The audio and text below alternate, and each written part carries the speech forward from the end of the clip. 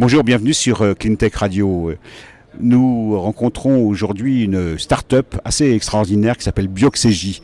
C'est Simon de Mittenard qui est le CEO de cette start-up. Ils sont présents sur Cleantech et vous allez voir qu'ils sont en plein dans les Cleantech. On parle de biomimétisme, quand l'ingéniosité de la nature inspire les innovations du futur. Bonjour Simon, qu'est-ce que le biomimétisme pour commencer, pour vulgariser, pour parler au grand public ? Alors pour parler au grand public, le biomimétisme, c'est une méthode d'innovation qui consiste à s'inspirer de la nature, c'est-à-dire regarder dans l'animal, le végétal, le micro-organisme, la bactérie, le champignon, le monde vivant en général, toutes des solutions pour inspirer nos technologies, nos produits, nos procédés de fabrication, nos schémas organisationnels. Donc en gros, c'est regarder le vivant pour innover. Mais j'ai vu dans votre plaquette que vous marquez, et c'est assez fin de le marquer comme ça, que vous avez 3 milliards d'années de recherche et de développement à votre disposition. Alors oui, ça c'est du pur darwinisme. En fait, la nature aujourd'hui, telle que nous on la voit, telle que nous on peut l'observer, c'est le fruit de 3,8 milliards d'années d'évolution. 3,8 milliards d'années de sélection extrêmement rude. C'est-à-dire qu'aujourd'hui, il subsiste autour de nous, y compris autour de ce merveilleux cadre d'Annecy, les meilleures espèces animales, végétales, les meilleures espèces parce qu'elles ont développé des propriétés naturelles, des fonctions, des compositions chimiques, des stratégies hyper intelligentes, hyper optimisées, qui sont par définition efficaces, mais en plus de ça, durables dans le temps. Qu'est-ce qui vous a conduit à créer cette start-up, à avoir l'idée de cette start-up et à penser qu'on pourrait développer un modèle comme ça à destination du monde de l'entreprise ?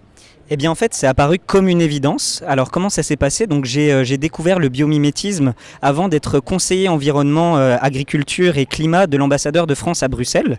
Et j'en ai parlé à mon meilleur ami d'études, Sidney Rostand. Et Sidney Rostand, lui, s'est passionné par le biomimétisme et a décidé, après une expérience en start-up justement, de lancer sa boîte dans le domaine. Et après très très peu de temps, je l'ai rejoint et on a fondé cette entreprise de façon juridique, donc on l'a matérialisée.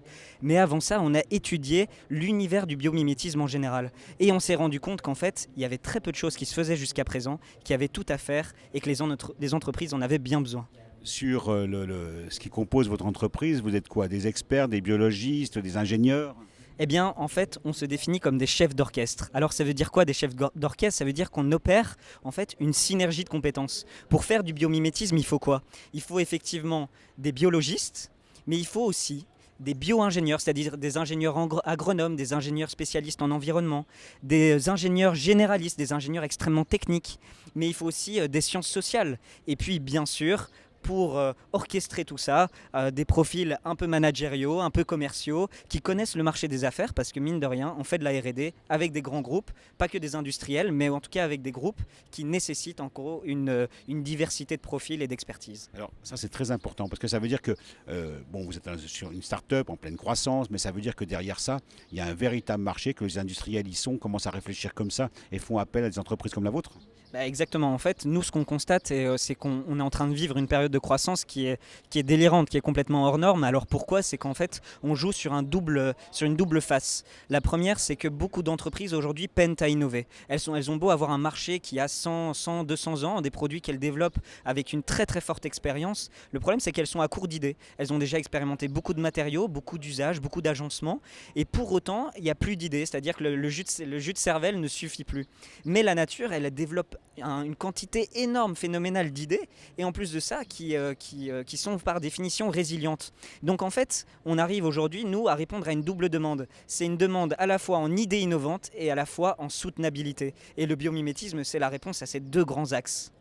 On peut parler, alors pas d'exemple concret bien évidemment, parce que ça j'imagine c'est toujours difficile, mais on peut donner quand même pour illustrer le propos d'exemples d'entreprises qui s'inspirent de la nature et qui font appel à alors je ne sais pas, peut-être l'industrie automobile, mais qui font appel à des entreprises comme la vôtre. Alors oui. Là, actuellement, les secteurs qui font le plus appel à nous, c'est le secteur de la mobilité. Donc j'entends autant l'automobile que le ferroviaire, que l'aérien et l'aérospatial. Ce sont des entreprises qui sont extrêmement appétentes. Mais aussi la construction, l'immobilier, les architectes, qui aujourd'hui font du biomimétisme pour beaucoup ou qui font appel à une structure comme la nôtre. Aussi les énergies. On travaille avec des grandes de l'énergie, mais aussi des plus petites de l'énergie qui ont besoin aujourd'hui d'optimiser l'approvisionnement énergétique d'un pays et d'un monde aujourd'hui qui est extrêmement énergivore. Également aussi la pharmacie, la cosmétique, le luxe, en fait énormément de secteurs. Aujourd'hui, c'est ça qui est merveilleux, c'est que le biomimétisme peut répondre à quasiment tous les problèmes de notre humanité. Et votre, on va dire, puissance ou votre méthode de travail, elle est infinie alors. Alors la méthode est infinie, mais pour autant, il ne faut pas oublier que pour aujourd'hui travailler avec le monde industriel ou les partenaires économiques de manière générale, il faut être extrêmement rigoureux. D'où la mise en place, en fait, pour nous, d'une méthodologie qui est extrêmement cadrée. C'est-à-dire que quand on travaille avec les entreprises, on a un fonctionnement qui ressemble aujourd'hui à une structure de cabinet de conseil, bureau d'études, bureau de conception qui est très très méthodique. On fait aujourd'hui de l'innovation de pointe, à la fois de la high-tech, low-tech, mais qui nécessite effectivement une rigueur et une approche aussi modeste, une grande humilité par rapport à ce qu'on peut apporter face à des industries qui ont une expérience qui est hors norme. Pour terminer, Simon, donc vous êtes ici sur la deuxième édition de CleanTech. C'était évident, CleanTech, avec le biomimétisme et une entreprise, une start-up comme la vôtre. Vous me parliez aussi de territoire. Il faut se développer sur l'ensemble du territoire, mais déjà CleanTech. Oui. Alors nous, ce qu'on nous apprend en tant que start-up, alors nous on est une start-up qui est aujourd'hui basée à Paris. Ce qu'on nous apprend, c'est que le problème des entreprises françaises, c'est qu'elles pensent trop souvent à se développer d'abord à l'échelle du territoire. Or, contrairement aux startups par exemple américaines, israéliennes, qui elles pensent tout de suite monde, eh bien nous on pense toujours territoire ou local. Et l'avantage en gros ici, c'est qu'on a une solution qui est universelle, qui n'a pas de frontières. La biodiversité elle est partout, elle peut nous servir d'inspiration partout, elle peut nous servir pas qu'à Paris, et d'ailleurs à Paris la biodiversité est beaucoup moins forte qu'ici à Annecy, donc on a tout l'intérêt à aller se développer dans les territoires, à faire des connexions avec les réseaux scientifiques sur place, les musées, les laboratoires, les grandes universités, mais aussi à travailler avec les partenaires industriels qui ont des centres de R&D partout en France, partout en Europe et partout dans le monde. Merci infiniment Simon de Mittner, prêt à tenter l'innovation bio-inspirée, c'est leur plaquette Bioxégie, oser l'innovation par le biomimétisme, venez les rencontrer et puis je pense qu'on peut vous trouver sur un site internet, j'imagine. www.bioxégie.com. Merci infiniment Simon.